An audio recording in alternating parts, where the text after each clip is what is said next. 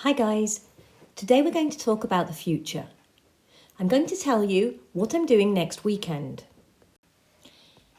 I'm visiting some friends in Vigo. I'm not going to take the car. I think I'm going to take the train because it's less stressful.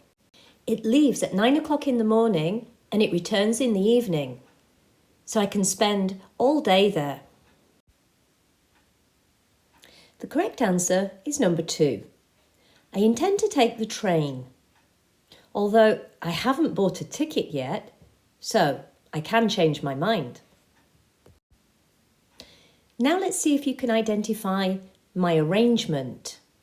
Remember, an arrangement is more than a plan. There's usually a fixed time or date. The correct answer is number 1. This is more than a plan. I have spoken to my friends and we agreed a time to meet. Next weekend, and where? In Vigo. So, if number 2 is a plan and number 1 is an arrangement, what's number 3? Number 3 refers to the time that something will happen in the future. Number 3 is an example of a timetable. Look at the form of the sentences. They're all different. Can you identify what form we use to talk about plans, arrangements, and timetables? To talk about future arrangements, we use the present continuous.